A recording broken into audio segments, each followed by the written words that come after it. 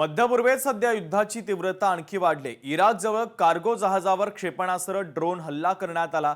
इराणने हल्ल्याची जबाबदारी घेतलेली आहे। मध्य पूर्वेतील संघर्ष अधिकच भडकत असून तो आता टोकाला पोहोचलाय। इराकच्या कसर बंदरानजीक एका मालवाहू जहाजावर 2 भीषण स्फोट झाल्याची घटना समोर आली आहे। सोमवारी झालेल्या या हल्ल्यामध्ये प्रथम क्रूज क्षेपणास्त्राने तर त्यानंतर ड्रोनच्या द्वारे जहाजांना लक्ष्य करण्यात आलं।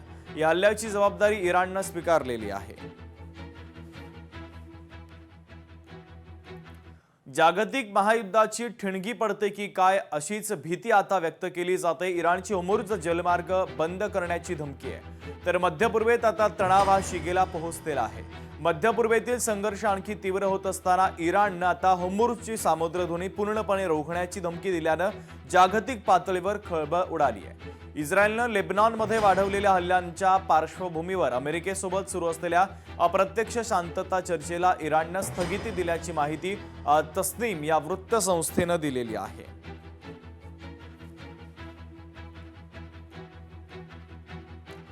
अमेरिकेकडून इराणवर मोठा हल्ला करण्यात आला। अनेक एअरबेस उद्ध्वस्त करण्यात आले। मध्य पूर्वेत युद्धाची भीषण स्थिती आहे। मध्य पूर्वेतील संघर्षाने अत्यंत धोकादायक वळण घेतलंय। तर अमेरिकेकडून इराणवर मोठा हल्ला झाल्याची माहिती आता समोर आली आहे। तर या हल्ल्यामध्ये इराणच्या अनेक महत्त्वाच्या एअरबेस आणि लष्करी तळांचं मोठं नुकसान झाल्याचं वृत्त आहे। त्यामुळे संपूर्ण प्रदेशामध्ये तणाव प्रचंड वाढला आहे।